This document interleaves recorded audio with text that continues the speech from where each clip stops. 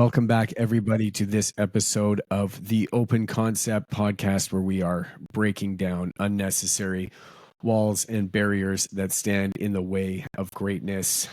Our guest today, Zulfiya, great to see you again. Zulfiya, CEO of Omadli Group. Really excited to have you on today to talk about all sorts of stuff, but mostly I think we're going to get into AI and a lot of the reasons why people should be using it, and probably some areas that they shouldn't be using it. And I'm very excited to have you here today because as we go through this journey of AI, and it's constantly getting better, and for a lot of people, very, very confusing. I'm hoping that you'll be able to answer some questions and bring some real clarity for people around AI and probably eliminate some of the misconceptions that people have with it. Zulfiya, why don't you tell a little people here a little bit about yourself and what you're all about? Sure. Thank you so much, Brandon, for having me. My name is Zulfiya Forsythe, and I'm a CEO and founder of Omadli Group. We do data analytics AI solutions for business owners and help them to buy back their time and scale their business. I started my journey into entrepreneurship a couple of years back now. It all started with my passion for automation.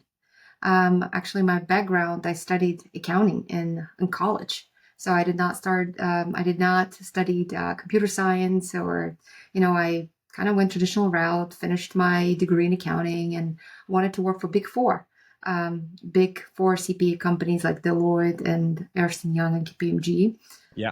Passed my CPA. So it's a certified public accountant exams, and was just, my dream was that. Didn't make a cut, got really disappointed with myself. I ended up in corporate world, kind of corporate accounting, and started automating processes around me back then.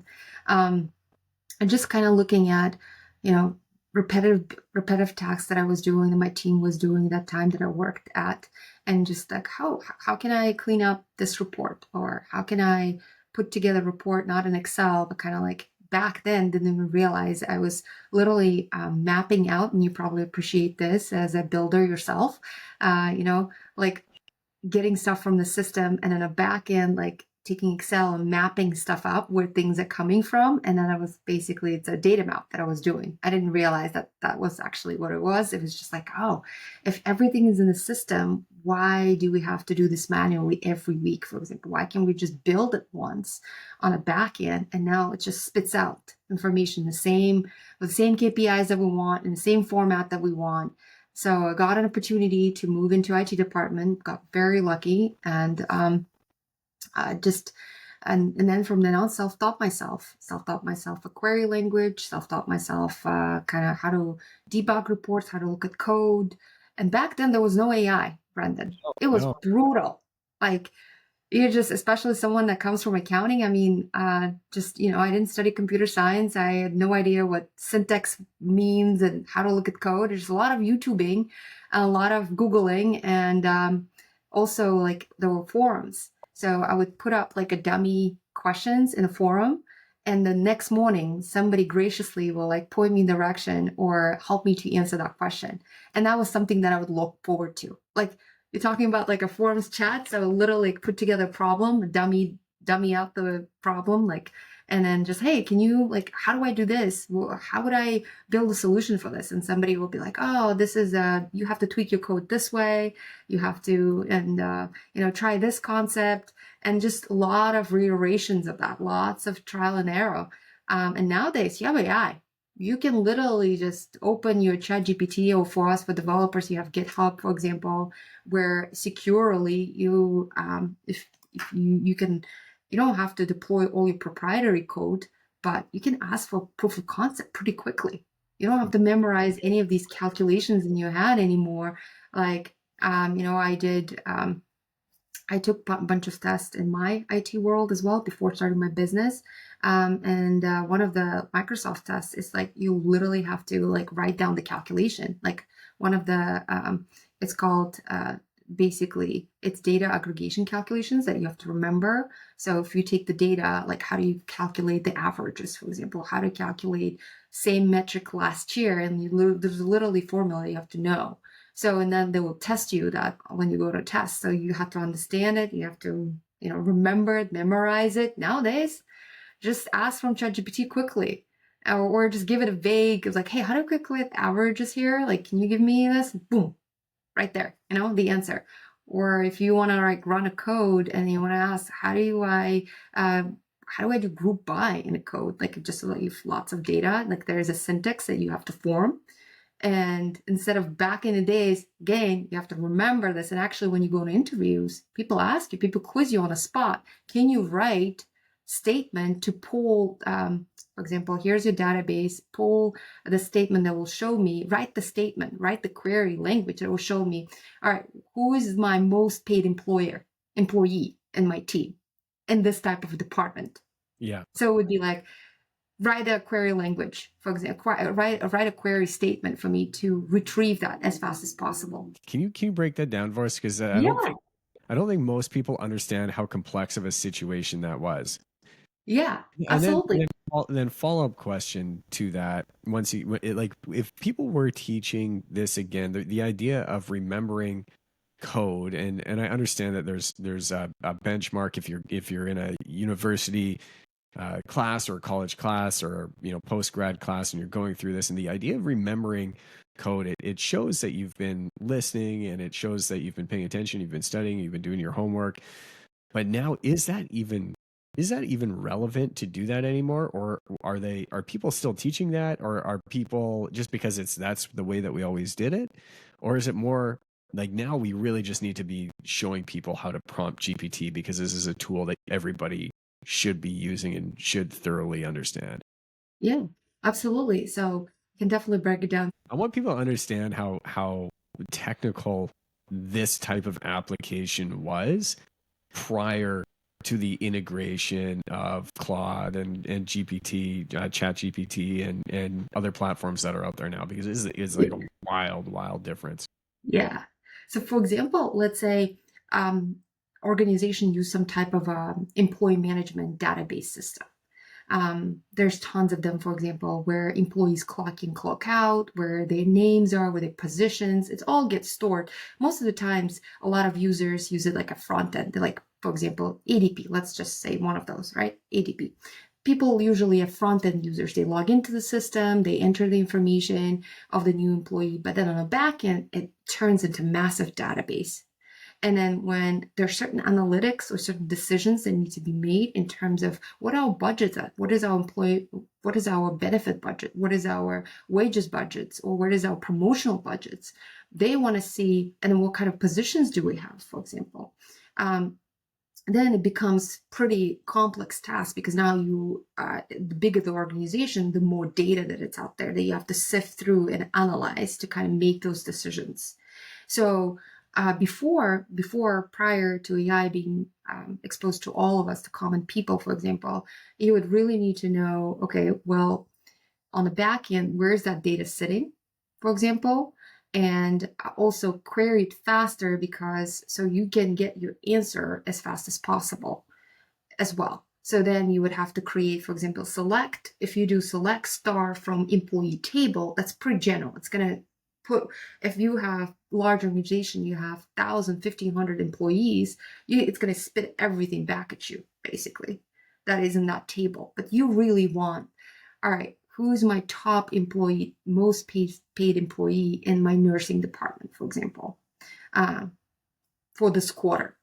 And then it goes into, well, select max, and then you have to put maximum in this table, in this department, you have to put where in this department, or group by, like the query becomes from just select star into really kind of filtered out query. And you need to know how to write that. And then it can get a little bit more advanced where they say, well, as I mentioned, for example, tell me the top paid employee in that department in that quarter that started, for example, 2 weeks ago or 3 weeks ago or 4 weeks ago, and tell me and also then in what position they are in. What is the position? What is their title, for example?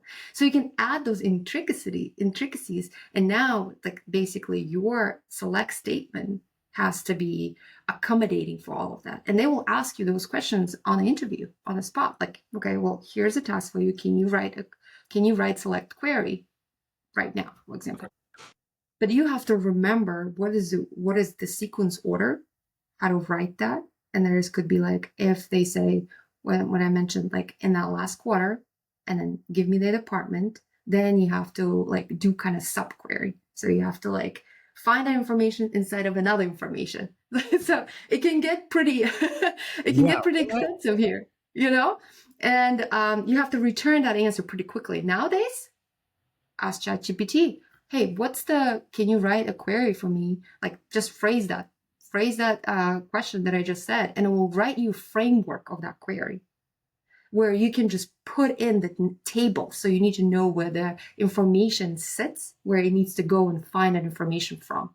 But it will give you a skeleton, basically a framework that you can just put information in, like put your tables that you're querying from in. I remember my mother, she had when her and my dad had split up. I was about 15, and she was in a bit of a transition period, and for a while she took on a part-time position as just bagging groceries, right, as a cashier at a grocery store.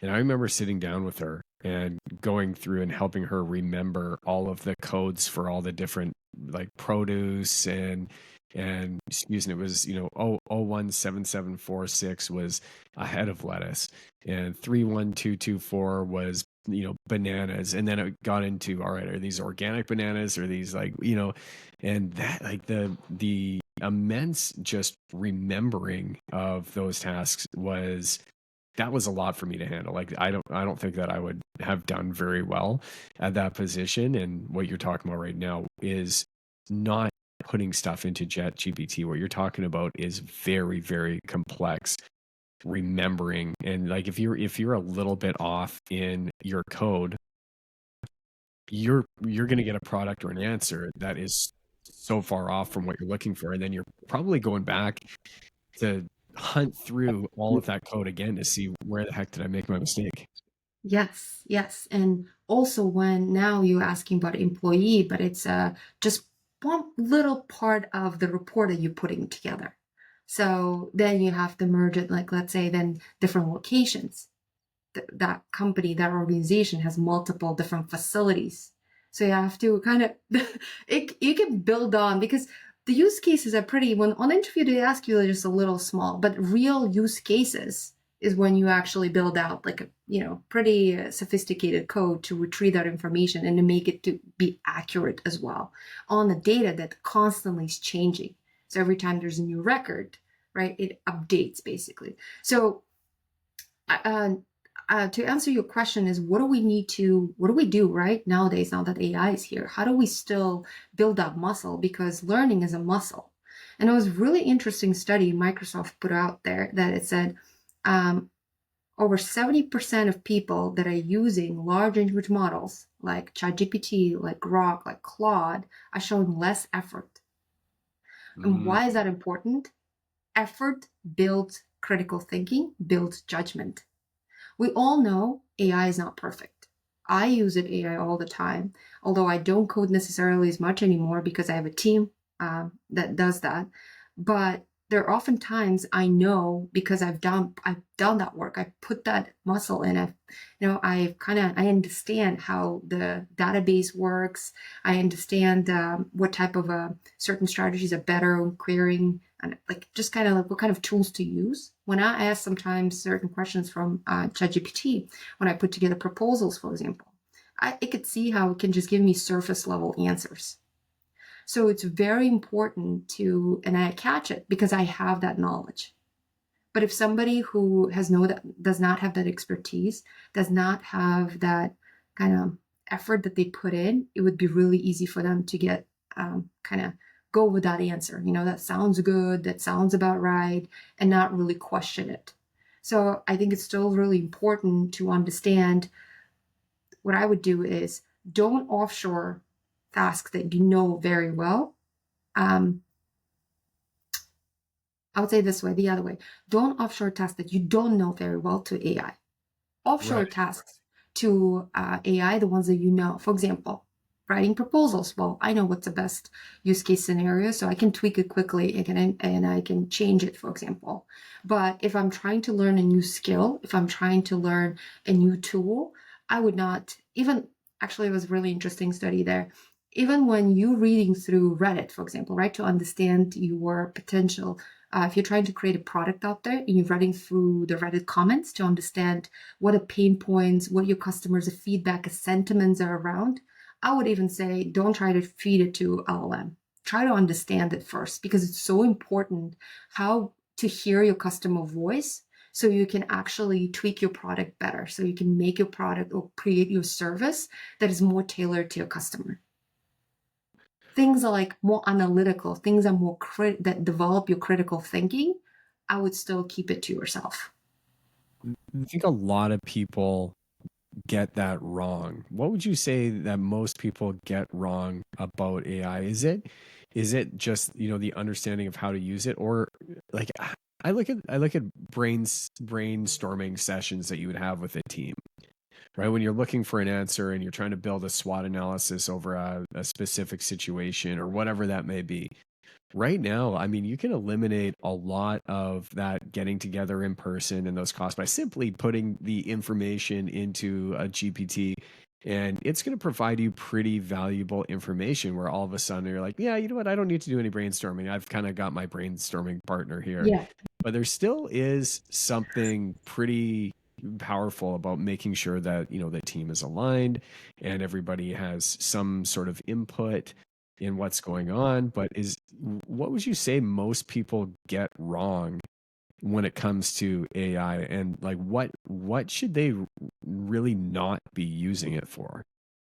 And this is like twofold because it's so complex, right? We hear all these companies, all the organizations now are investing so much in AI. Even there is now, for example, Duolingo or Spotify, their leadership is saying before we go hire new talent, before we go hire a new resource, question: how can AI do this? How can we employ AI to do this job? So the urgency, and we see that trickling down, is just a matter of time. How a lot of that will come to to many other industries, many other businesses. So there is a definite urgency on adopting it because the speed that AI allows is just unmatchable.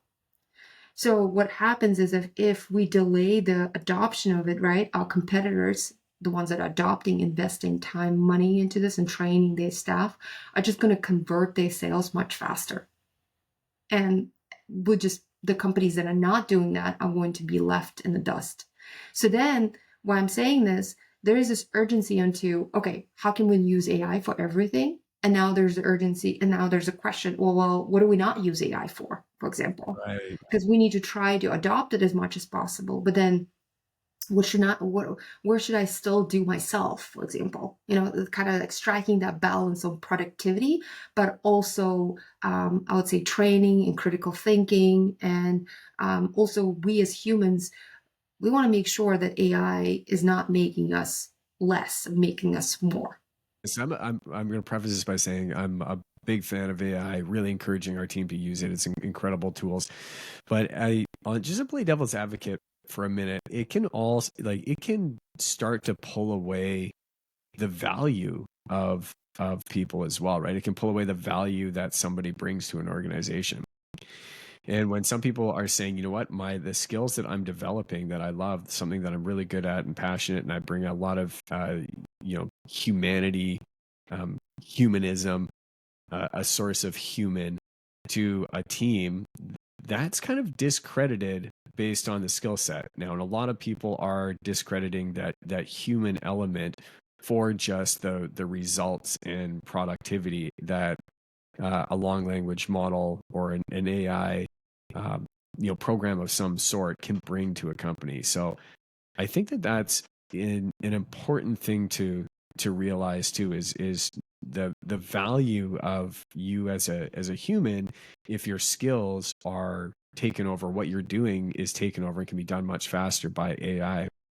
As a human, it's not invalid, but you need to learn those new skills. So what are you as a human being going to be able to do to start, really start to contribute your skill set? What else can you do? What do you need to focus on to start bringing the company that you're working for a lot of value? Otherwise, you're going to see yourself replaced by AI pretty quickly. Unfortunately, Brandon, like that's unfortunate truth, right? I wish things were different because I'm in it every day, and I'm also trying to like every day educating myself on what's happening and what the trend is going.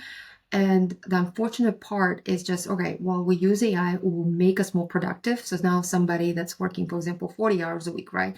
They can do certain types of aspects of their job now in 20 hours, let's say, right? So now they still need to think, okay, one of the job security is how do I learn these AI tools to complement my job? And that would be also job security for them as well. How do I bring to my employer this value? Because that, let's face it, that's just a reality for us to say, well, AI is going to take my job and I'm going to do anything about it or I feel bad about this. It's going to happen and it's happening. But now we have to constantly, as humans, we have ability to adapt and we have ability to pivot. So how can we use AI for our benefit? How can we, looking at our jobs, and most of the times I'll tell you, a lot of times what we use AI personally is things that we don't really like to do. There's so many repetitive tasks, admin tasks that don't really bring any joy to the thing that we're doing or the project that we're doing. Like for example, I'll tell you, project management. Yeah. If you ask one of the developers that I have, I don't know how it's for you, but we are kind of builders on the technical side, least favorite thing to do on earth. Like create a ticket, making sure they didn't forget anything in that ticket based on the call with the team, for example, and then pushing that ticket through the cycles. And then also, for example, now you track and now you have to save that information somewhere consistently on a consistent basis so it doesn't just look like a mess, for example. That's another part that just nobody wants to do it. They would happy for AI to go and kind of like, oh, you forgot, like based on this conversation, for example, these are your tasks already created in Asana for you. And then here's your checklist to make sure that next time when you submit your work, like you don't forget about X, Y, and Z, for example. They're happy to do that. They're happy for AI to move. So I'm all up for, again, going back to the question, kind of keeping that concept. What do we do on a repetitive basis, at least 3 times? What is it that we know that we do very well that we also don't really like doing, like admin work? I feel like every position in an organization has a type of secretary. It doesn't matter if you're a salesperson, if you're a builder, if you're a project manager, like if you're a CEO, right? That's why we have executive assistant. Everybody has some type of like a shuffling paper type of work. Nobody likes to do, and at the same time takes so much of their time because the turnaround of the project is just takes so much longer. Sometimes like, oh, I forgot about this, or we forgot, oh, this was mentioned, but it was never captured. Now let's go back to it. Let's redo our project. I mean, how many times that happens, right? So those things could be taken care of by AI. Some industries are impacted significantly more than others. We saw, and I think when we're talking about AI early on, before we really saw how it was going to start to impact things, when we were talking about automation, we were thinking further ahead. When we were thinking automated cars, we were thinking, what, we're gonna see a bunch of robots out there and they're doing all these labor tasks, and we're gonna just outsource knocking down buildings and whatever. But the thing that you couldn't strip away from somebody was going to be the creative side, because it was that idea of, oh, there's so much soul in it. Like how can you outsource somebody to write lyrics that are going to be meaningful, that are going to strike a chord in somebody's heart? How can you write a music or paint a beautiful picture that's going to capture what it is that you're thinking? Like that needs to be done by a human being. But it was very quickly proven that those tasks were some of the few that right away were disrupted the most. Most contractors don't want to be in front of a computer. The average construction company will go and they just want to be on the tools. They want to be outside. They want to be doing the work themselves, and so they're not really using it. They're not really giving it the respect that it needs, because maybe they're not at a point in their business where they need it yet. But I'm really trying to figure out our industry specifically and how that might get disrupted, because it will be disrupted. But it's one of those, you don't know, what you don't know type things. And until something comes out, like we've seen little bits of it on in our industry, but nothing that's nothing that's impacted it in a negative way. Everything that I've seen about AI and how we use AI as a company, I feel is super, super positive because of all the things that you had talked about. It is eliminating the mundane tasks, and it's better. Like it's better at it. It's more accurate in most cases. Yeah. And I think interesting, Brandon, a couple of things here.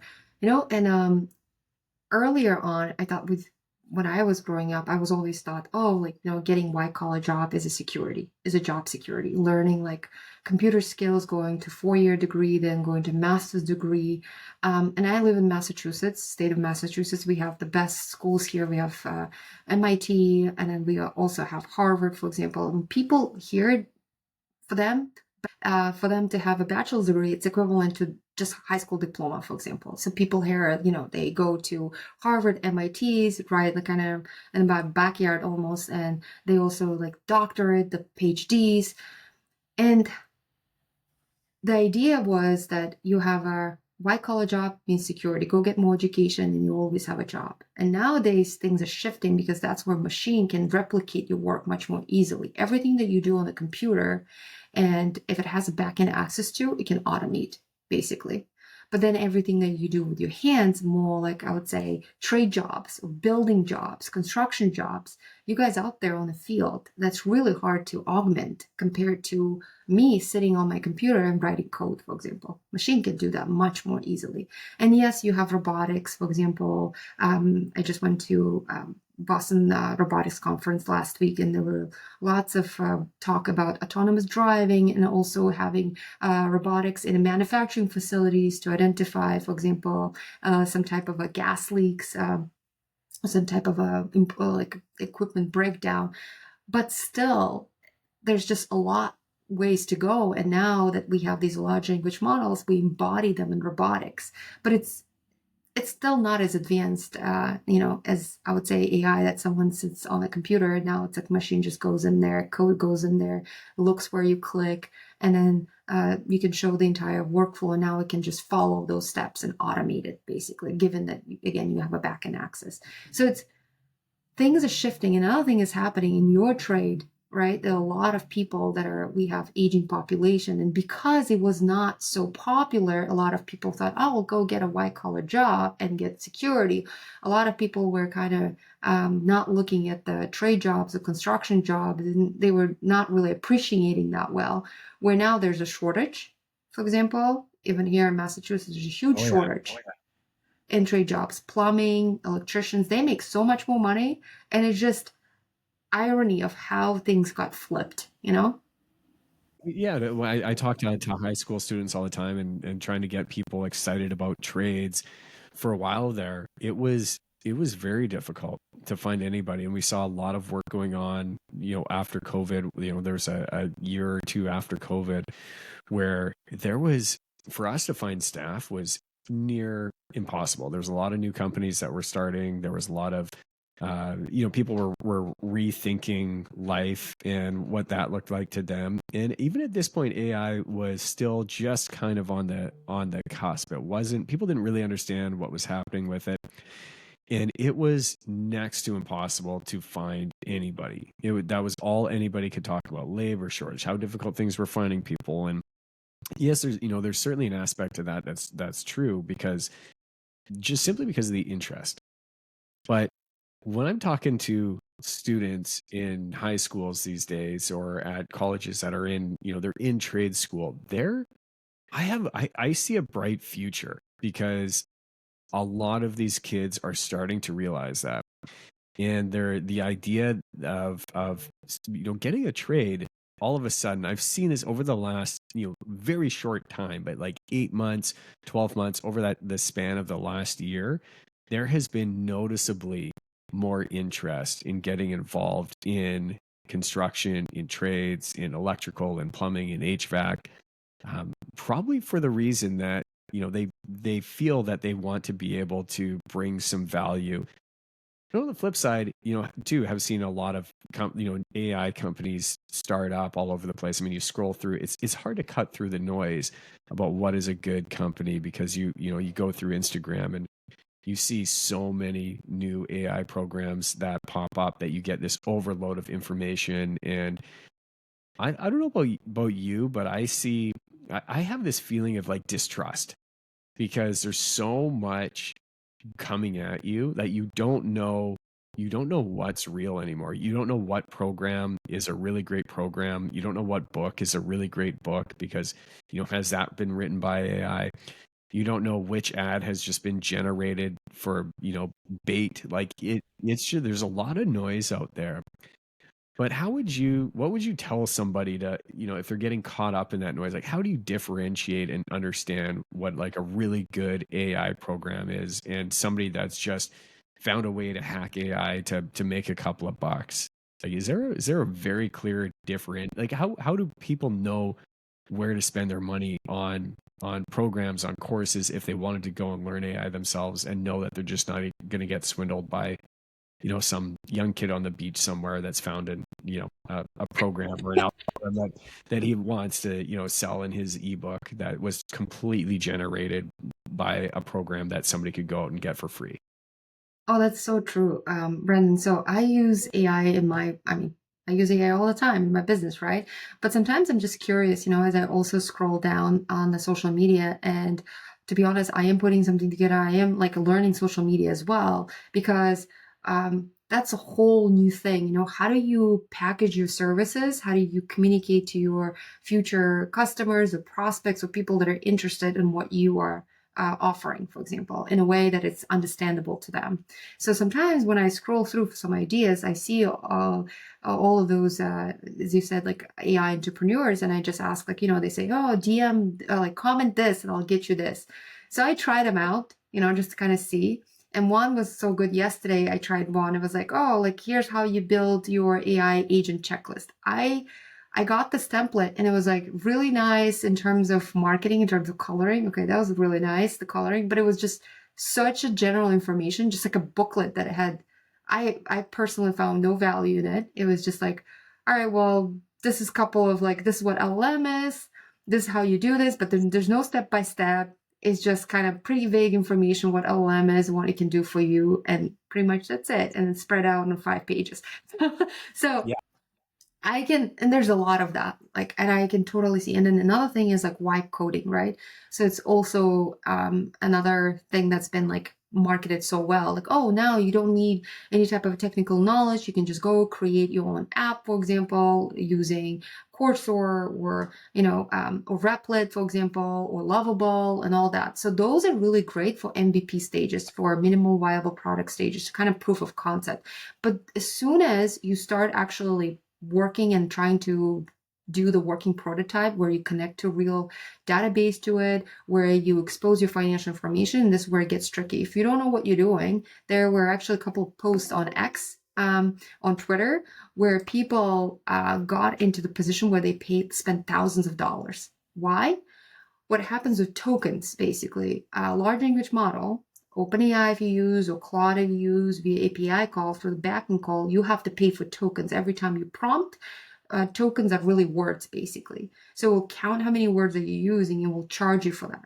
So if you're not careful and you don't understand, you can rack up charges pretty quickly. If you have a code running that you didn't, for example, optimize, or you didn't stop, now all of a sudden nobody's monitoring that code, for example. Now you have thousands of dollars that you spend money on, and you do not know even what's happening. Or, for example, if you're storing in some type of a cloud, also, if it's running extensive code that you had no idea it's doing, or you enable some type of a let's say some type of a capacity or feature in your cloud storage, on your Azure cloud storage or your Amazon cloud storage, and you didn't read the terms of conditions, now you can wake up the next morning and see $1,000 bill, for example, for running your code. That's right. Or another thing that could happen is that wipe coding, right? They say, oh, well, like this is how you learn. Well, guess what? People put their information. It's a digital tool, and hackers are getting really good at as well.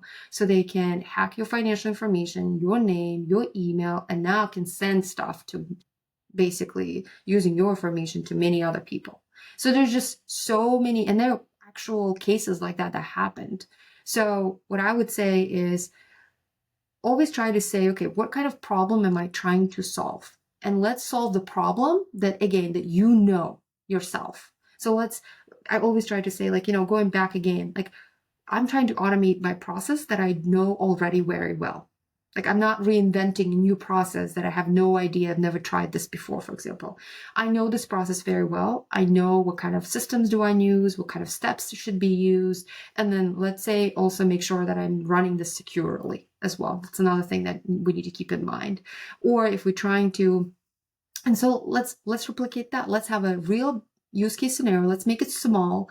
Small, what I'm saying, all right, well, for example, every time I get a call, how do I save that call somewhere on my, even that small step? Every time I ever record a call, instead of me downloading it and manually and then saving somewhere on my, let's say within my organization, how can I automate that process? I have a call, record a call through the AI note taker. How can I push it into the, let's say my SharePoint or somewhere on a cloud so it's automatically stored with the proper name? This is a small task, but something that I have to do on a repetitive basis. So let's automate that. Let's solve that problem and let's find things. Let's go on YouTube's and let's look, for example, OpenAI Academy. It's free. NVIDIA has many free courses. Coursera has a free courses as well. And just dissect that problem into small pieces. And the way I would do this, even, I would literally draw out the workflow on a piece of paper, or even on a piece of paper, or if you use some kind of a digital note taker, do that and literally like dissect it. Number one step, the call from AI note taker goes into here with this type of naming convention, for example, just step by step, and then try to ask the ChatGPT. Literally take that screenshot. Ask from ChatGPT, guide me through this step by step. Where should I go? Right, and then write the prompt, for example. And then you can also use Google AI Studio. And actually, here's two things. OpenAI has also developer platform. So it's not for developer platform, it's free as well. So you have to go to platform OpenAI. It has a real-time abilities there. What do I mean by real-time? It has ability for you to take a screenshot of your code and kind of guide you through. Google AI Studio has the same thing. You can share your screen and can talk with it as well. And it can tell you, for example, oh, all right, well, I see what you're sharing with me. I see that you're trying to automate this workflow. Well, I think the first step for you is to go here and here and here. And these are the tools that you might be helpful for you to consider. And then you can try doing that. And actually it would be like a tutor sitting with you, reading your screen, seeing what you were doing and actually advising you on it, which is pretty incredible. Sometimes sometimes you might get stuck depending how complex things are, but it's still like you will have someone right there available for you. So basic writing tasks is, I think, what a lot of people are using it for, but how deep can companies really go with this to really start to benefit them? What would somebody that maybe has surface level experience with ChatGPT or a similar model have? What would be a step deeper that they could go that they probably don't know is possible yet? Yeah, and I think ChatGPT OpenAI is pretty good. And I would also say there is a Google AI Studio that you could use, and Google AI Studio has all of the other models, like a Flash model, Flash Pro model, mini model. They can toggle, and there is a cap on tokens, meaning on how much they can prompt, but they can still utilize that. So they can, what I would say, OpenAI, Claude, Google AI Studio, Grok, have all of them. Why not? And actually, when you're trying to figure this out, some of them, like for example, ChatGPT has deep research, which is available with $20 plan, for example. That's a really powerful tool for you to help you with doing research, and then you can actually read through research, make kind of your judgments instead of you sifting through multiple websites. And really, people could just ask a question. I'm trying to improve this process. Is this feasible with VI? Can you please break it down for me? And also they can, and then there's another thing. The way they prompt is also very important. Sometimes most people just do one-shot prompting, like zero-shot prompting, where they just kind of like, give me the LinkedIn post for my business around, let's say, marketing for AI. It's just very short, and the most of the times they will get very generic responses. The best way to prompt is basically assign the role, give examples, give them what format they want to see the output on.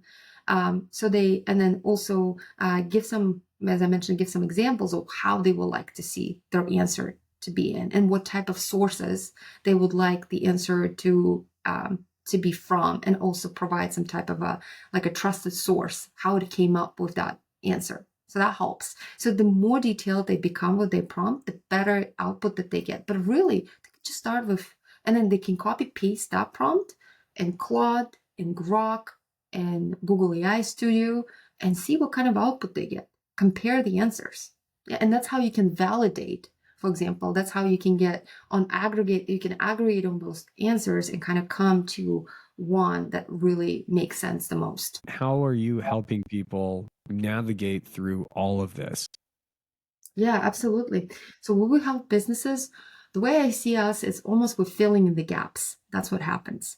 So we're really good at understanding data. We're really good at unifying data across multiple systems that the business might use, and filling this gap of, okay, well, sometimes it happens this system doesn't talk to this system, and for me to get the answer, I have to really manipulate the data, for example. And it's very important, because if you layer over large language model that now has to make decisions based on that data they're exposed to, you really need to make sure you have a clean, reliable data. And then you also have ability to automate the process. For example, one of the things that we help our clients with is shortening their sales cycle. So a lot of times we've noticed that the businesses, and this is where AI comes in, it's how can you accelerate your growth with the same amount of headcount that you have? So how can you double or 5 times your growth with the same amount of headcount that you have? And that's because a lot of times people think, oh, I hire an additional person, I need to, if I want to increase my volume. But if we audit these systems and figure out, okay, what is your process? What does your sales process looks like from the moment somebody calls to your office and requests some type of a quote, for example? And then what kind of steps do you take? Who are your people that have to go now, fetch that information, do some type of information, fetch it to another person, and the kind of chain, then it looks like, or sometimes we have, this takes 3 weeks instead of, instead of a week and a half, for example, because it got stuck here or information got lost here. So we try to automate that process for them. And we also determine, all right, what's the right strategy for you? Is this really artificial intelligence that you need to use here, or is it just pure automation? And Right, because I'm thinking of the two as essentially being the same thing. Because when I'm thinking of AI, I'm thinking more, I'm thinking my head goes right to automation, but there's a very different different outcome from both of them, because AI can automate, but automating is very different than AI, and the use cases for all of that is going to be exceptionally different. absolutely. So we, for example, we help construction companies, but we also help healthcare companies as well, healthcare clinics, for example, as well. And a lot of times they, when we talk to people now, they would say, oh, I really want AI to come in and kind of help me out here. But once you started doing the audit, you realize, well, there's no processes in place, there's no training in place, and there's no systems in place. So then it's like, all right, let's make sure that AI cannot help you here yet. And then also what you're trying to do is not artificial intelligence, it's business intelligence. And business intelligence is what I started my whole journey with automation. It's automation of reporting. Literally just, okay, well, sometimes let's say you have a clinic, you have multiple locations, and you constantly have to put information on what's your performance like. For example, how much is the revenue per nurse or per clinician in your facility? If you want to go expand, does it make sense for you to expand or not? Are you manually creating those analytics, for example? And then when you layer over AI as well, you also need analytics to see, okay, well, if you, for example, what is your ROI on your AI, for example? Is it really speeding up the process for you? Or sometimes the question is also, well, how long does it take you to do this task? If you're trying to automate this task because I know it's pretty, it's taking you a long time, or you have staff that isn't consistent, but really it takes like 2 hours a month, and it's just kind of like, it's sometimes frustrating to keep people aligned, but it's not really worth that for automation. Like things like that, we also talk about kind of to discern, all right, how do you first, before you lay over even AI, how do you first do your data reporting well? Because you need to know your numbers before you even go and do artificial intelligence now and do all of these insights that AI could pull on. For example, if you're trying even to submit claims, make sure that your claims that you're processing are not getting denied. But first, do you have your financial in place? Do you know how much money are you making? What is your revenue per your, for example, you have revenue coming from different types of service that you provide. And where are you really losing money? Where is your claims are getting denied, for example? And how much of those claims you're getting denied? And then you can layer AI on top of it. And now, before you submit a claim, you have an AI checklist that helps you to not get that claim denied. Does that make sense? Totally. So you would work with a company, come in, do a deep dive with them, because I know there's a lot of companies and that don't know. I've talking to my mom. I'm referencing her again here, but she owns now. She's no longer working at the grocery store. That was 20 years ago. But she owns a women's consignment store. It's selling Mm. women's clothing and stuff. And she's like, you know what? I don't know where AI fits in. I really want to know because I feel like I'm missing out on something, but I don't know where to look. I don't know what to do. I don't know which process would make sense. But you would work with somebody like that, be able to go in, do a bit of an audit of their company, and kind of work with them throughout the workflow, Yeah, understand what it is, look at some of the bottlenecks that they're having, do a yeah. bit of a deep dive, and determine where AI can help out and provide solutions for that. Yeah, absolutely. That's what we do. Because again, it's I can see how it's so overwhelming for businesses. And then once you start talking to them, you realize, okay, this is their tech stack, technological stack that they use. These are systems that you use. And then you really ask them the questions, what is taking you the longest time? What is the most it doesn't have to be anything big. Sometimes it's a little things that make Yeah. huge impact. And I'll tell you, not picking up your call costing you missed revenue. It's just such a small thing. And then there's so many applications out there that like pick up the call, for example, just a little one that I'll tell you that I see the most. Okay, so they will pick up the call, and then if the call is missed, they give the recording of the call to the owner, for example, or to their, let's say, leadership team or management team. Now the management team still have to listen to that call to figure out what happened, and then Right. have to either get back to that person or give some type of information, like some type of action needs to be taken. Well, imagine that person is also tied up with something else. Usually that call would be answered in the best case scenario next day, sometimes in a couple of days, for example, right? But then what if there was a sale in there that could have happened? I had called a landscaping company because I wanted my lawn cut, Yeah, and it was an automated phone number that I had called, and yeah, they had said, hey, this is, you've reached so and so landscaping. Your call has been recorded, and somebody will get back to you right yeah, away. And it was sort of answered a call. It was like, oh, what's your address? What are you looking for to do this? And it was like, awesome. We've now sent the details over to somebody, and they will get back to you. That person never called me. It took like 3 days for that person to get back to me. I'm like, what is the use of doing this? Why you're much better off just picking up your cell phone and talking to me rather than having some AI collect my information and then not get back to me. Like there's still a very human thing. Like people, and this was just simply a call off of Google. I wasn't tied to this company. I didn't have any yeah. sort of relationship with them. So what did I do? I went down the list and I called the next number that I could find. And that person picked up. I'm like, I'm trying to get my lawn cut here. I'm not like, it's not an emotional purchase. I just want to get my lawn cut. It doesn't need to be complicated. But that company lost out on the sale because they didn't know how to handle the AI that they had introduced into their company. And that in fact lost on the sale because they weren't doing that the right way.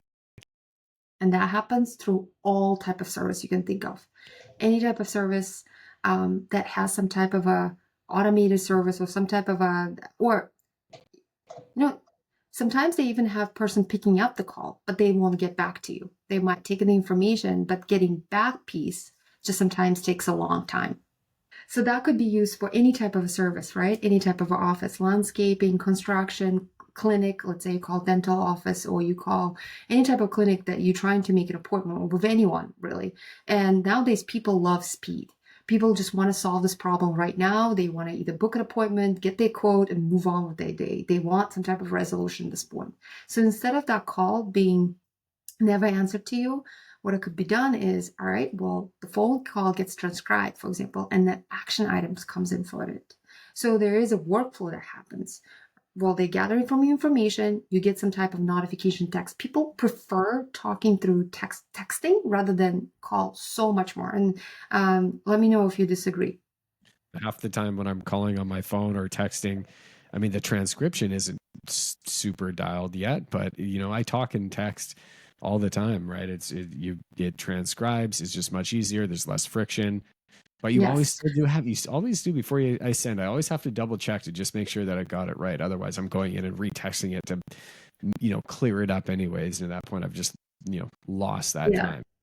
Yeah, but in the way where the business could use it. So they get the call, and let's say they miss the call, which is fine, sometimes happens. But now, instead of getting recording of the call, and now they have to spend time listening to that call, and they figure out what action do I take. And sometimes if they tied up, that could be next day, 2 days, 3 days. And let's say they have multiple calls like that. Well, if there is a workflow that says, all right, audit the call, get the transcript, and based on the transcript, your choices are either get back to this person with some type of a, let's say, Google form that you can collect the information, tell them somebody will be back at you, and then create some trigger where I get, like, somebody in your team gets triggered. This is a sale call. Somebody's really looking for. Can you get back to them ASAP? So nobody has to listen and make a judgment, determine what happens. So you kind of, the call gets recorded, it gets qualified and then action item comes up from it. Yes, potential sales call, no, referral, for example. And there is an action there too. So, and this is where the money gets lost a lot of times, because this is exactly what happens to you happens. Like, I see that all the time. And this is one thing that I help my customers across, like, many of the businesses that I see the moving needle. It's like, if you do this one thing to make sure, but then another thing is that you need to make sure, what do your process looks like? Do you have systems where that call gets captured? What happens with another person who needs to fetch it?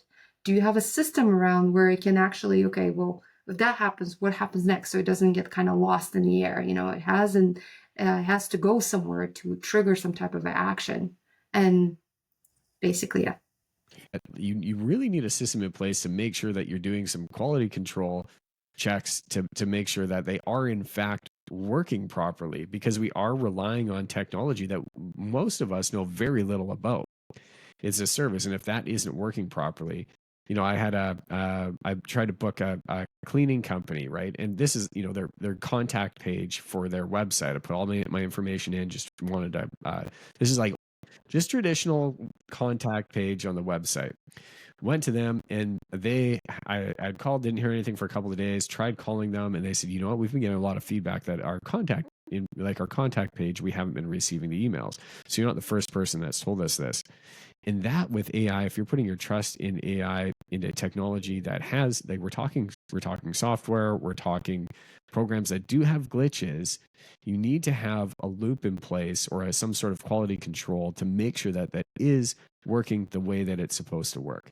Because that's kind of my fear, right? And I'm sure if Oh, it's my fear, it's the fear of somebody else. I'm going to put this in place. Like, we use Zapier for a few automations, and it works really, really well when it's working. But if something is yes, glitching somewhere between this automation, this automation, this automation, this automation, this automation, you yes, need to have a process in place to make sure yes. that it's not messing with, the everybody's day to day, or it like it's just not doing what it needs to do. So Brandon, this is such a great point, twofold. So when we build things, and that's always like the way I think of it is a digital tool that needs oversight, that needs monitoring. That's like a mini intern, right? That's out there living in your ecosystem and making sure, but human oversight needs to still be happening. Obviously, we can set up our notifications, for example, and triggers on our end to monitor this tool. But when we work with clients, we say to them, okay, We implement the AI, but don't think that AI could just be on its own out there. Now that you bought it once, basically, it's like living and you don't need support. There is a support, there is a maintenance. So this is just one of the realities that AI is not going to come, but just kind of land on your systems magically. It needs to be basically like implemented.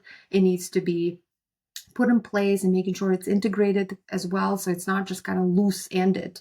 And also then we need to make sure we have a dedicated person that's overseeing that process, that something like that would not happen, for example. And another thing that I see, and then the second thing that I see, for example, there are softwares out there like Jobber, for example, or some CRMs that already provide AI assistance. But here's the thing. A lot of times that I also hear is that business owners, well, there's AI software, I'm just going to enable it, turn it on, but nobody's checking, okay, how is it integrating? How is it audit calls, right? They like, oh, well, it's cost so much to, for example, to fine tune it or really to put it in place properly and train it properly, put a proper transcript and actually give it direction. All right, when call happens, do this, this, this, this, and then monitor. How is it answering? Do the audit logs, basically, of the phone call handling before onboarding it. Before onboarding to masses, we all know AI is great, but as soon as you started onboarding, opening doors to a lot of phone calls, it might hallucinate. So you need to really kind of fine tune it's like an intern or like employee that you onboard, and you make sure that you give them feedback, performance feedback.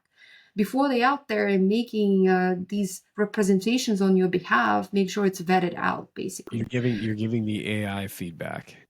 Exactly. And you fine tuning the model. But what happens when we have these big systems, they have their own out-of-box AI tools.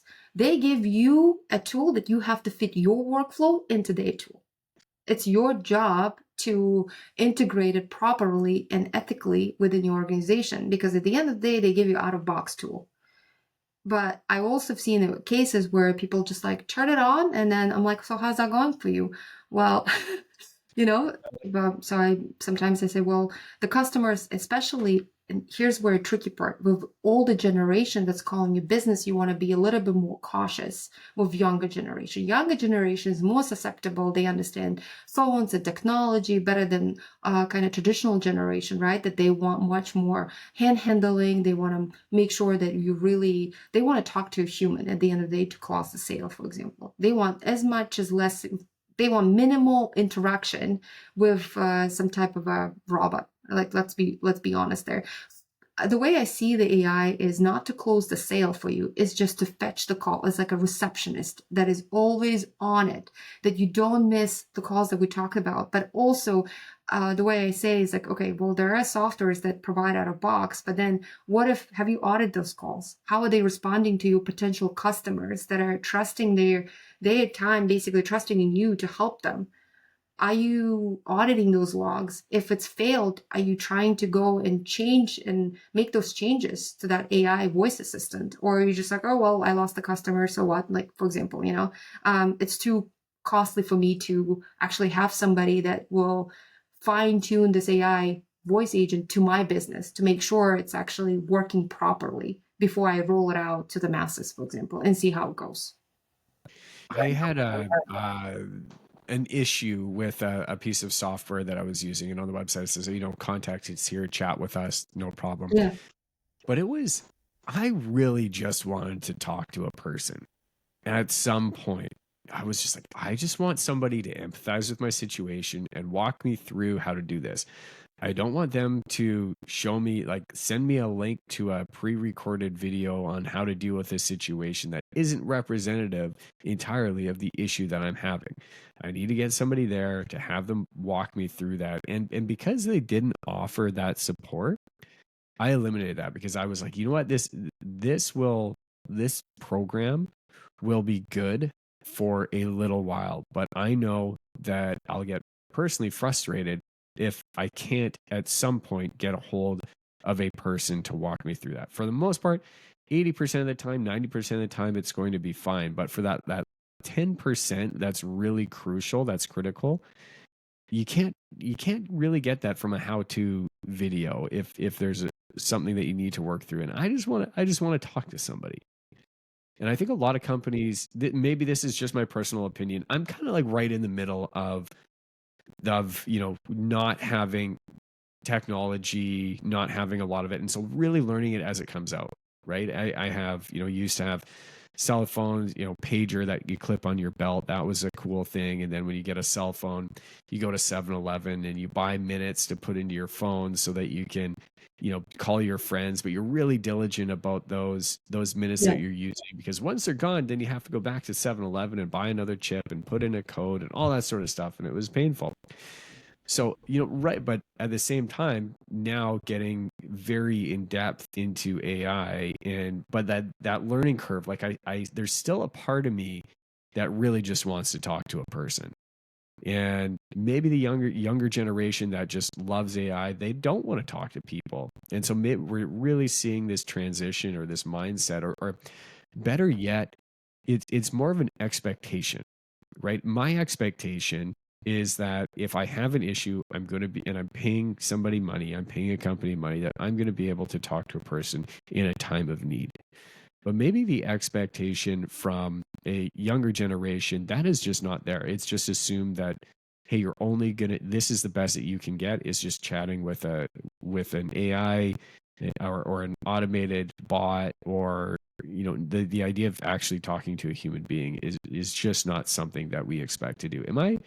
Is that, like, are we in a weird transition here? Is that kind of where we're leading, or do you think that all companies should have, be backed up and still be able to reach a human being? Am I kind of crazy?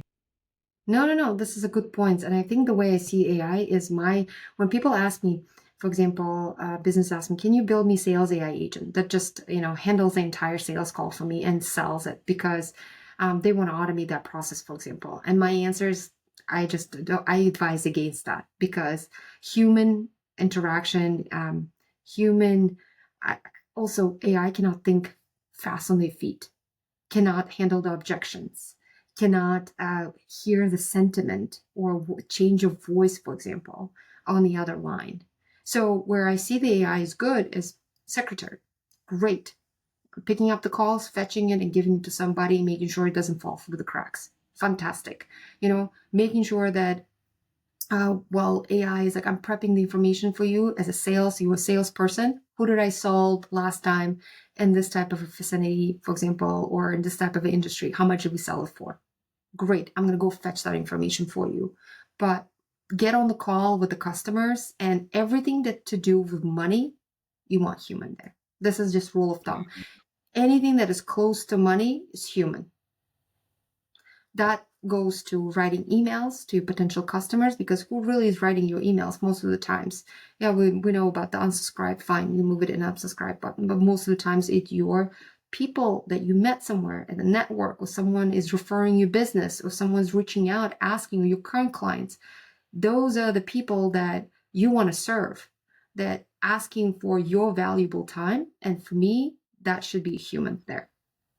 Yeah, I have this understanding and this theory that people want to do business with people, right? If you're a Yes. business owner, people want to do business with people. The idea of brand, I think, is, and when I say brand, I mean like in a traditional sense, company brand sign on the side of a building. It's meaning less and less these days because of all of the noise that we were talking about previously, and all of the distractions, and not knowing what's real, who to do business with, what companies you can trust, because we are just in this stage where we have so much information thrown at us. And every time we're scrolling on our phone in any sort of program, we have any number of ads coming up that's like new AI, do this, that. Like, we just don't know what to trust, or we don't know who is behind it. And if people in our business, they spend a huge amount of money with us, $500,000, $1,000,000, $2,000,000, because we're building something for them that they are going to live in, or a space where they're opening up their business for the first time. They're not gonna hand over that large of an amount of money, or hand over the largest asset that they ever own, without knowing who they're doing business with. And so I think that when we're talking about when we're talking about AI companies, when we're talking about having a human being there that's representative, people know that they're doing business with the human being, but they can, their product, it has an aspect of AI that's going to serve them really, really well and is going to support the company that is providing them that service. But I really think that having that human element is still very, very powerful. And I think 100%. and I think there's a lot of people that, that I follow on Instagram too that are, probably disagree with me because they say automate everything, build this business, but it kind of feels like a soulless business if there isn't a human being there.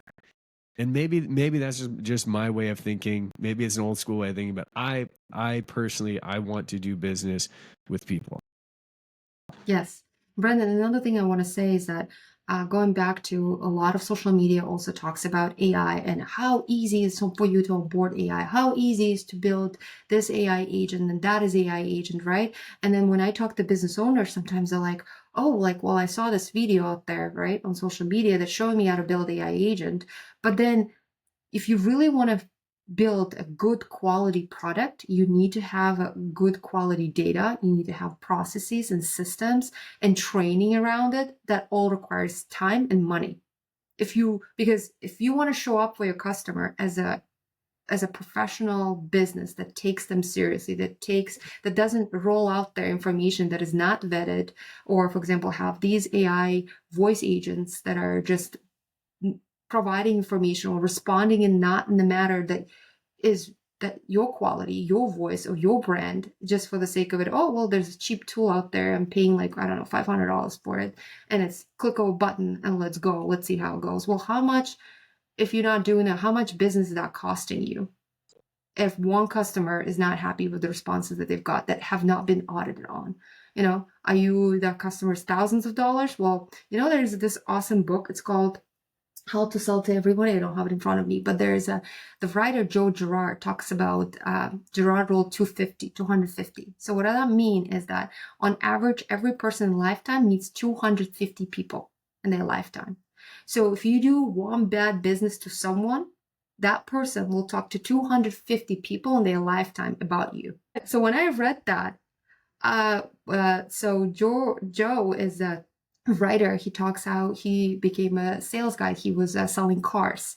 So for him, every time, for example, if he turned around two people just because he was in a bad mood, or he didn't respond them kindly, or he didn't provide a good information, right, or some false information, if he turned out two people in 1 year, they can fill up the huge stadium, basically football stadium, with people that those people talk to about that service. So when people are onboarding AI, right, they should be very cautious of, all right, I want to make sure that this AI is representing my business, my brand. This is me out there where I'm not physically present. So how do I make sure that I put quality out there? But for that, how do I make sure I have a good quality data infrastructure and systems and training as well? And how do I make sure that I capture these leads that are coming through, that they can go through the pipelines as well? So it's Yeah, all investment at the end of the day. It's not a quick fix. I don't want people to think that's just a push of a button and everything is an AI can figure it out for them. people are much more likely to talk about their bad experience that they've had with the company than the good experience that they've had, because a good experience comes with, it's in a lot of cases it's transactional, because it's like, I'm paying you money, the expectation is that you're going to give me good service. So if you pay them and you get good service, then you're less likely to tell people that you had good service, because it's just sort of that's expected. But if you get bad service and you disrespect your customers' money or disrespect their time, they are much more likely to go out and talk about that, right? In our case, somebody would say, hey, how's your renovation going that's been going on for the last 8 months? And if we were doing a bad job, then they're going to say, oh, we're going through this reno, it's a nightmare, oh, this and that. And then they start saying, oh, who's your contractor that you're doing that with? Oh, it's right. But it is, people are much more likely to talk about their bad experiences than they are with their good experiences. So if you want people to talk about the good experience that they're having, it needs to be an exceptionally great experience. Yeah, that's fair. What are 5 or 6 basic platforms that everybody should be trying to get familiar with, what would you say? Or even your top 3, what would you say these companies, all of you, everybody needs to at least have an understanding of and get familiar with, because you're not going to get away with them or without them. And they are, going to have probably the highest impact in your business. Well, obviously, number one is OpenAI. Everybody loves OpenAI because you can literally prompt anything that you want, anything that you're trying to solve, and then ask even for it to write a prompt for you for this type of problem.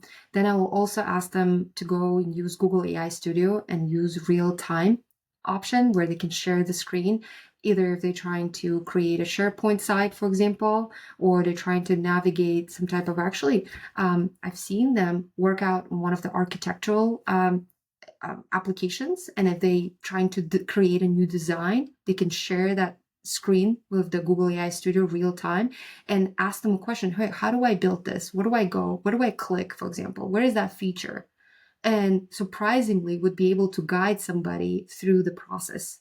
So I would say OpenAI, Google AI Studio, and number 3 would be, I would say, I'm giving right now the large language models, basically, OpenAI, Google AI Studio, and then another one I would do is, I would do Claude as well. Like Claude would be really good, and I know it's all around prompting. Actually, no, I will do the 4th. I will do OpenAI Academy. It's free. It's 100% free. And some of the videos are 25 minutes long, for example, very short, something that's bite-sized. Some of them are even shorter. They can every day, if they can make some type of a plan and actually ask AI to make the plan for you. Literally be like, can you put together, I want to learn AI. And AI will do a really good job if you tell it what your goal is. Not just I want to learn AI, it's kind of vague, right? Like I want to understand large language models in 3 weeks, And my experience is at 0 level. Explain it to me like I am just freshman out of college, for example, a freshman out of the high school. Like give it the age, or give it so it knows in what format it should give you the information in, so it's more digestible. Or you could say, I have 0 technical experience. My background is in this and this and that, and I have this much years experience on it. So explain it to me like you would do to 11th grader, for example, that is interested in excelling their skills and learn large language models and understand how they work in 3-week span. Put together a detailed map for me, detailed steps on what features do I need to know that are useful in OpenAI, for example. How to utilize tasks, how to utilize canvas mode, how to utilize project mode, and prepare for me a course that I can follow every day, and I would like to dedicate 30 minutes of my time to it. And give me this course in Excel format or PDF format. So see what it comes up with. Very, very, very specific, right? We've hit a timeline, we've hit a format, we've hit a prompt, we've hit an education level or a descriptive level. Like with the prompts that you're giving it, they are very specific, and the more specific you get, the more specific answers it's going to provide you. Also, one more thing you would also want to say, give me the list. Oh, Perplexity. I forgot. Perplexity is amazing. So Perplexity is really good at giving you cited information, so more verified, trusted sources. OpenAI still sometimes, for example, right now I have a task that going on there that does give me a daily AI news at 8 o'clock in the morning. So what it does, it, for example, drops the email at every morning at 8 o'clock on the news recaps that happened, for example, but I gave it the trusted sources that it has to go and scrape from. But I found those trusted sources on Perplexity AI. So sometimes OpenAI is still like, so it gives me like a kind of like, and I also said, give me the summary in 3 sentences. So I don't get very long summaries. And then I also give me a link to that source. So then I can click on it and kind of see the full article, for example. So I would try to use Perplexity to get the those trusted trusted sources in terms of like, okay, where do I find AI news? Give me the trusted sources, give me the links, and give me all the websites where the AI news are on. And then I will bake that in my task, for example, and tell it to deliver in this format, and this much, and this type of like 3 sentences or 1 paragraph or 5 sentences into my email at this hour, for example. Let me ask you, I got so many more questions, and you're going to have to come back. We're going to have to do this again because you've given me so much information. I'm going to have to go and play with it, and I'm going to have a lot more questions for you. But if you're working with a team, if you're a business owner and you're integrating AI into a team that doesn't really understand it, how, and they don't, there's some hesitancy there as to how to adopt it. What sort of conversation are you having with your team about adopting AI and how to use it and where the importance of it is, and in a way that, it kind of covers all the worries that they have. What am I doing? Does this mean that I'm going to have less work? Does it mean that I'm going to have less hours? There's a lot of companies, especially right now, it's getting better and better, but there's still some hesitancy around, and maybe it's just in our industry, but there's some hesitancy about adopting AI as a company that people have some pushback on. And I think every employee should be using AI because it's an amazing tool. But not everybody has that perspective. So how do you have that conversation as a business owner to staff and to an organization about how we're going to be integrating AI? Yes, I think first of all, number one thing, we want to make sure we have that conversation because it's so important. We don't want our team members doing something kind of hiding on the background or, for example, exposing some confidential proprietary information to the code, to the ChatGPT, for example, without you knowing it. So that's number one thing. I think security risk has to be training around that as well, how to ethically and responsibly use these large language models, depending on what industry you are in. If you're in a highly regulated industry like healthcare, you can't just ask ChatGPT and open up and roll out the information that now is private, for example. If you're in financial services, you need to be mindful of that. Or if you're putting some type of like, again, personal information about your customers or the code, if you are in say in a development shop, same thing. So you have to educate. That's why I think there should be some type of a security training on how do you ethically and responsibly use AI, large language models, for example.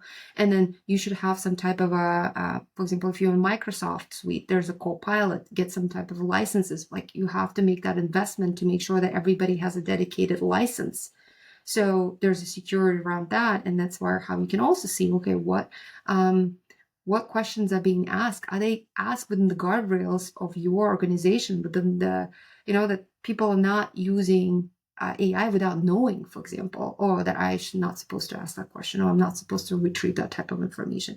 So it's also very important aspect there as well. So training is very important, and then I would say security is very important.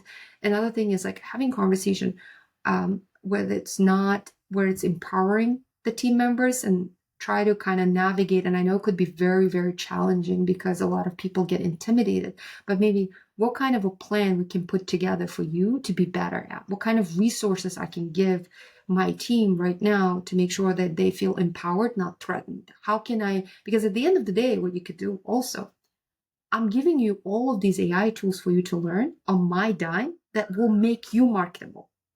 You can Right. leave this That's right. job and now can find jobs somewhere else because now you have these skills that and value that are in demand, that you know how to utilize these skills and bring value to your team members, to your employer, for example, increase sales, reduce churn, reduce expenses, operating expenses, reduce errors. You now basically empowered with this. So I feel like if we need to change the lenses of now employees, oh, I want to learn this. I'll make more money with this. Because at the end of the day, they can come to you, right, as a performance review and say, well, Brandon, I use these tools. I also learned these tools as well. Now look what I've done. I basically reduced our expenses here, and here, and if they're marketing person or if they're salesperson, I've brought in this much sale now. So they can come to you and actually show you the metrics now how they increased your sales or how they brought more profit to your company and ask you for a raise. And then they should be looking at this, that at the end of the day, what they taking, all that knowledge, they taking it for themselves. Nobody can take that away from them. Nobody. It's like they learning, they becoming better. They becoming more valuable. They becoming more marketable, for example, for themselves. Before I go, I gotta write all this stuff down so that I don't forget it. Well, it's hot in my mind because I have so many things that I want to implement right now. Thank you so much for taking the time out. Where can people connect with you? Where can they find you? If they want to learn more about Omadli Group or you yourself or just AI in general. Sure, absolutely. You can find me on social media, Zulfiya Forsythe, at Zulfiya Forsythe and LinkedIn, or also Instagram as well. And if you're coming and listening to the show, just comment OpenAI and I will send you my AI tips link. Amazing. Awesome. Thank you so much again. And all of our listeners that are out there that are still with us, thank you so much for being here. Have a great day. Thank Rock you and for roll. having me. See you next Thank time. you.